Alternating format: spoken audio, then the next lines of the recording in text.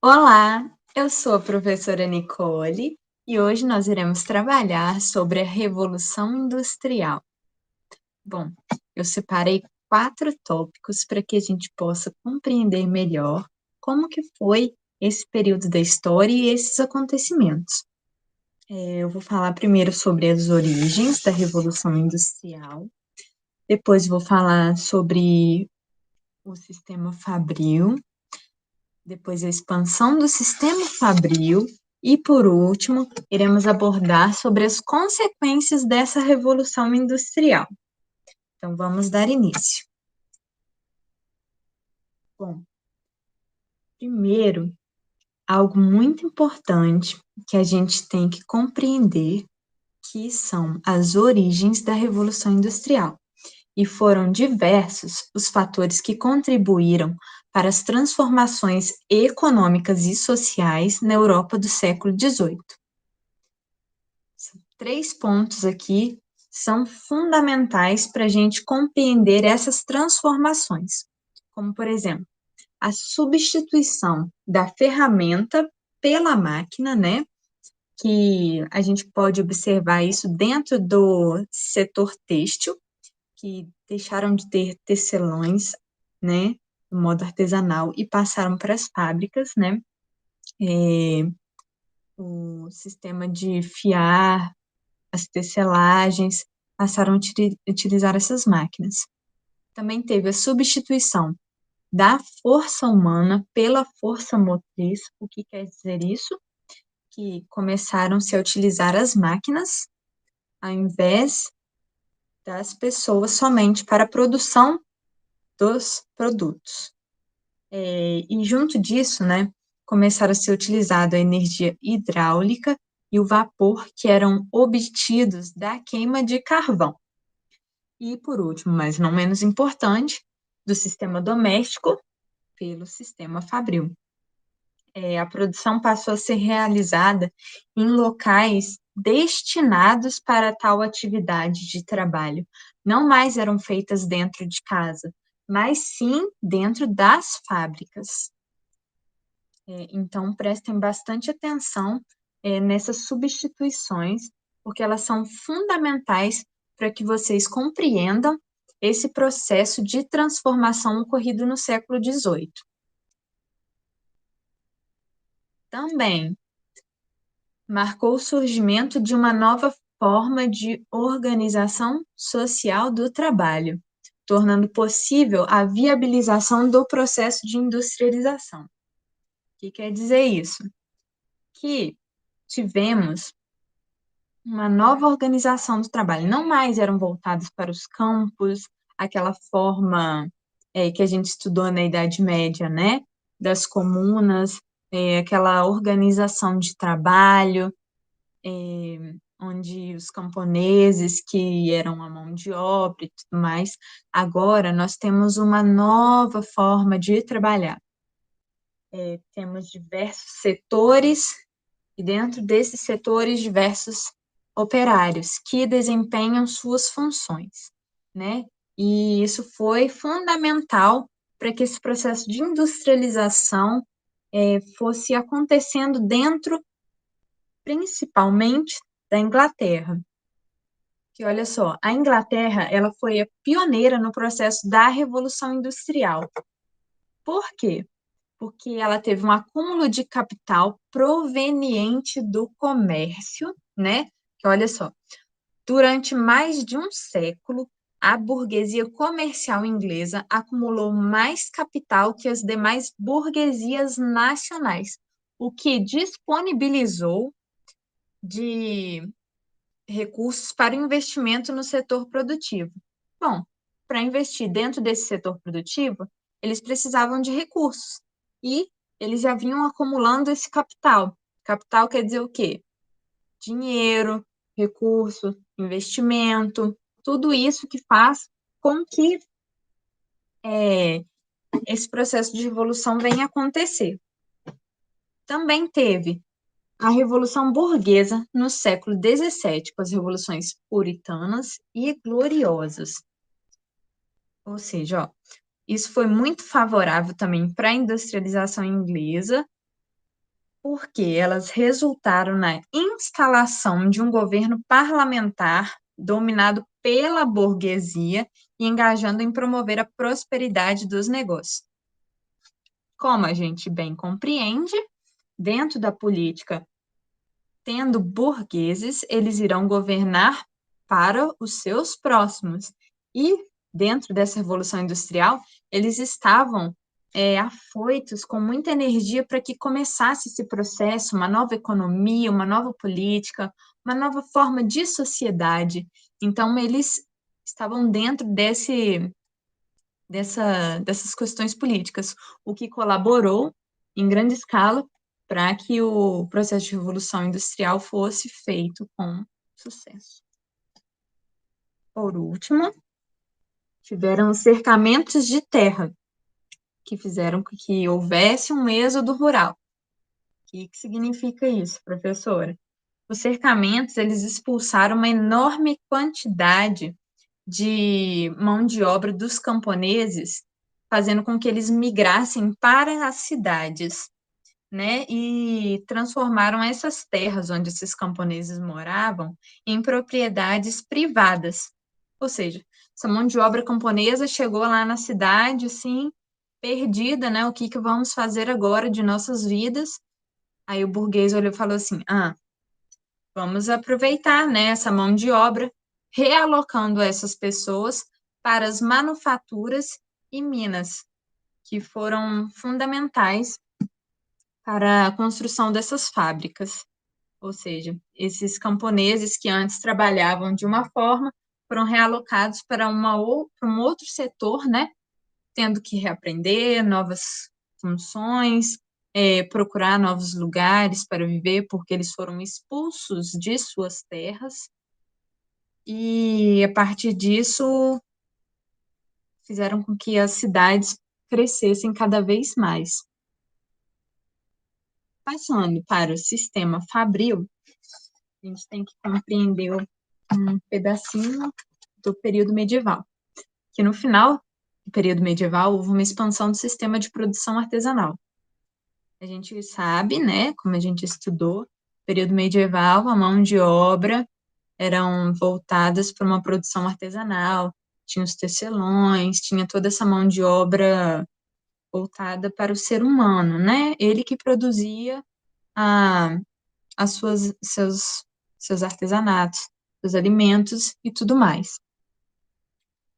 Com o final do período medieval, veio toda aquela crise, começou uma nova forma de compreender o setor mercantil e econômico, fazendo com que no século XVIII essa economia surgisse de uma outra forma, com indústrias, com pessoas sendo expulsas, né, dos campos, buscando uma nova forma de sobrevivência e de sustentar suas famílias. Nessa época do período medieval, o trabalhador era proprietário de todos os equipamentos necessários para a produção. Porém, com a Revolução Industrial, quem passou a deter, né, a ter poder desses equipamentos de trabalho foram os burgueses, os capitalistas, os donos das fábricas. Eles que disponibilizavam destes equipamentos de trabalho para que o trabalhador pudesse desempenhar a sua função. Com grande expansão econômica no século XVIII, os ingleses buscavam dinamizar seus negócios, reunindo artesãos para a realização de trabalhos específicos, que futuramente foram chamados de manufaturas. Manufatura significa grandes estabelecimentos industriais. O que a gente tem que compreender este parágrafo aqui? Que, inicialmente, a produção manufatureira inglesa concentrou-se no setor têxtil, sobretudo com a utilização do algodão. Mas, ao mesmo tempo, desenvolveu-se a produção de ferro fundido e o setor metalúrgico passou por importantes avanços, acompanhando a nascente indústria têxtil no processo de mecanização da produção. O trabalho agora passou a ser algo voltado para as fábricas.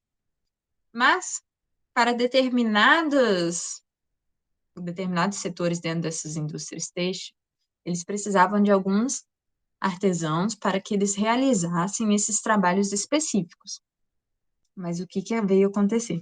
Essa indústria, ela tomou proporções tão grandes que o ofício do artesão começou a sumir, sendo utilizados somente produtos feitos em larga escala por essas indústrias. Os produtos artesanais foram ficando meio que de lado, né? Igual eu falei, que no começo eles focaram na indústria têxtil, né? E o que colaborou para o processo de mecanização da produção foi que nas indústrias havia uma grande concentração de trabalhadores, o que possibilitava a divisão de tarefas para a produção de um determinado produto. O que a gente tem que entender aqui? Que o resultado desse parcelamento de trabalho foi que acarretou numa alienação do trabalhador, que ele perdia essa visão global do processo de produção, né? E uma vez que suas atividades passaram a ser restritas e com uma única função totalmente repetitiva. Ele não tinha o conhecimento do processo completo da produção deste produto, né? Ele fazia sua parte, mas não sabia o que viria a seguir, não sabia o que ele estava fazendo. Ele tinha total foco somente na execução do seu trabalho. Aí, passando para essa questão da expansão do sistema fabril, a gente pode pensar, com a simplificação das tarefas, o papel do artesão especializado foi desaparecendo, igual eu falei antes, sendo substituído por operários dedicados a simples e repetitivas tarefas. Foi o que a gente acabou de observar ali, né? O artesão deixado de lado, agora nós temos uma nova especialidade, né? Agora temos operários destinados a fazer somente o seu único trabalho. E assim, os primeiros capitalistas passaram a utilizar cada vez mais o trabalho feminino e infantil como forma de achatar os salários e ampliar as margens de lucro. O trabalho feminino e infantil era visto como mão de obra barata, o que fazia com que esses capitalistas tivessem menos gastos e, consequentemente, investissem mais em suas fábricas. E com esses novos ganhos que eles obtinham, né, contratando mulheres e crianças, eles foram comprando novas máquinas e aumentando esse processo de produção, consolidando, assim, a indústria e as fábricas. O crescente aumento na produção fez com que crescesse a oferta de mercadorias, resultando em uma queda dos preços, estimulando ainda mais a mecanização do trabalho no início do século XIX. O que a gente pode pensar aqui? Conforme a gente tem um produto, a gente, no mercado, ele produz muito desse produto, né? O que acontece? O preço cai.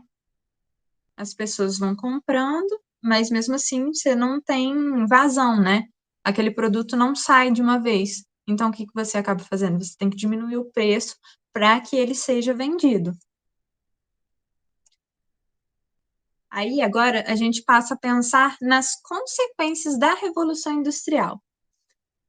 A queda dos preços e o grande aumento de produtividade permitiu que o burguês, aqui eu escrevi errado, eliminasse as concorrências não industriais, fazendo com que a produção artesanal tradicional praticamente desaparecesse.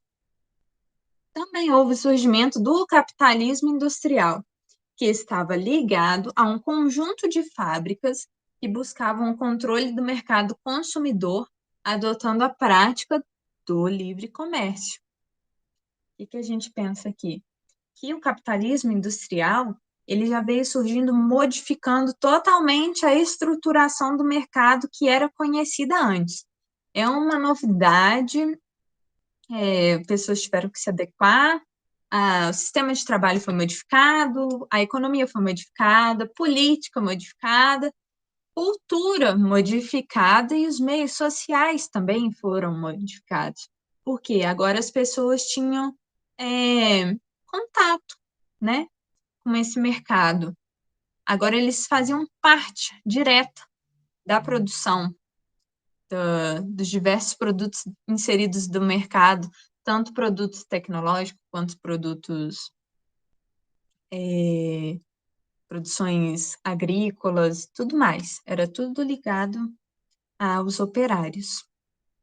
Já no final do século XVIII, o que a gente pôde observar foi uma economia cíclica. O que quer dizer isso?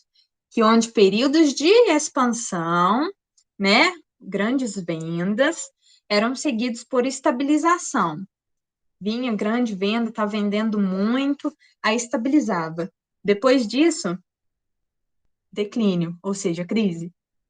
Aí, após isso, começava tudo de novo, sendo algo cíclico e constante.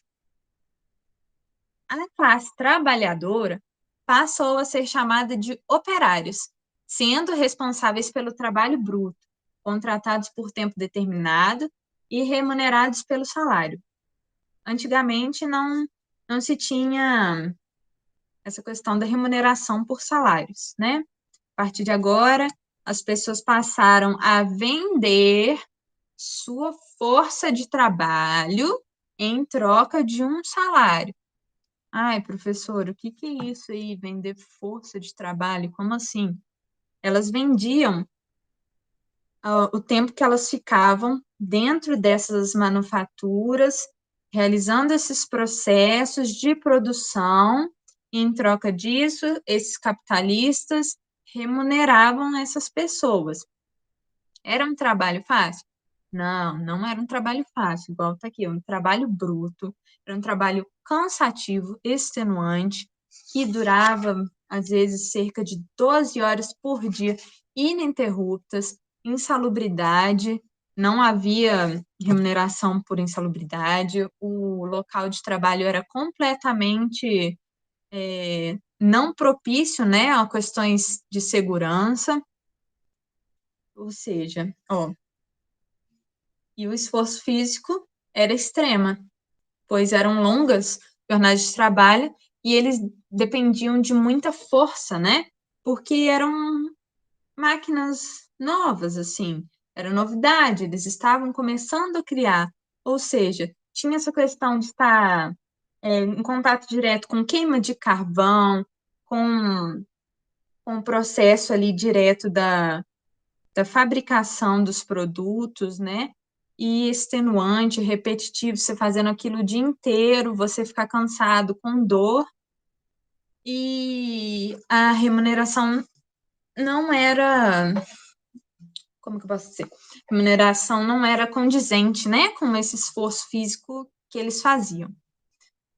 O trabalho passou a ser uma esfera separada da existência, onde esses trabalhadores não mais precisavam de sua criatividade para executá-lo. Por quê? Agora, o que eles tinham que fazer? Eles tinham que ir nessas fábricas e fazer a mesma coisa o dia inteiro. Antigamente, quando eles eram artesãos, eles demandavam dessa criatividade para saber o que eles iriam fazer, de que forma que iriam executar tudo isso. Eles levavam isso para casa, pensavam, analisavam o seu trabalho. Agora não, passou a ser algo repetitivo e extenuante. Algo do qual eles já sabiam que eles iam sair de casa, chegar na fábrica, fazer isso até o horário e pronto, acabou. Não precisava de sua criatividade mais. Aí, devido a essas condições precárias, várias resistências operárias começaram a surgir, como as criações de sindicatos, que incorporaram as greves como forma de luta e pressão para melhores condições de trabalho e remuneração das suas forças de trabalho. Ou seja, os operários começaram a se reunir, né? Um conversa com o outro, fala assim: olha, não estou curtindo muito, né, esse jeito que a gente está trabalhando, não. A gente não está ganhando tão bem para trabalhar isso tudo e tal. Aí eles foram se organizando, criando sindicatos. O que são sindicatos? Sindicatos são as pessoas que se reúnem, né, em prol de uma classe trabalhadora para que eles lutem por benefícios, boa remuneração, salário, condições de seguranças e favoráveis para que esses trabalhos sejam realizados, para que o trabalhador tenha pelo menos um, um emprego digno, né? Uma remuneração digna e condições para que ele faça tudo o que ele tem que fazer em segurança. E esses sindicatos, né, em conversa com esses operários, acabam incorporando várias greves, né, são lutas trabalhistas, lutas necessárias para que eles consigam atingir o objetivo de melhoria de trabalho, e eles entenderam que essa seria uma forma de atingir esses capitalistas para que eles pudessem olhar e falar assim, opa, eles estão fazendo greve, por quê? Alguma coisa tem de errado. Vamos observar para ver. Significa que eles iriam acatar, que eles iriam falar assim, nós somos bonzinhos, vamos, né, aumentar o salário de vocês e tudo mais. Não, então por isso que às vezes as greves eram violentas, com rebeliões, quebras de máquinas, né? Igual teve um movimento chamado ludismo, né? Que ele surgiu logo no início da Revolução Industrial, quando as primeiras máquinas têxteis eram capazes de substituir os trabalhos dos tecelões. O que eles faziam? Observe. Diante da perda do emprego, os trabalhadores passaram a pressionar os patrões e, por meio de ações diretas, quebravam máquinas nas fábricas, inundavam minas e queimavam colheitas. E esse movimento era uma reação contra a alienação do trabalho imposta pela nova lógica industrial e não uma resistência cega à evolução tecnológica. Eles não estavam ali brigando por causa dessa evolução tecnológica, eles estavam ali querendo melhoria esse trabalho.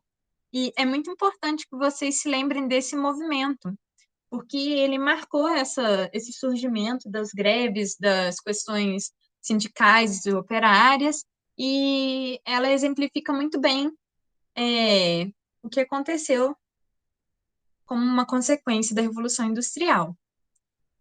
E para encerrar nossa aula, eu trouxe um fragmento de texto de um importante historiador, que é o Eric Hobsbawm, né, do livro A Era das Revoluções, que ele fala sobre esse processo de revolução industrial. Vou ler aqui com vocês.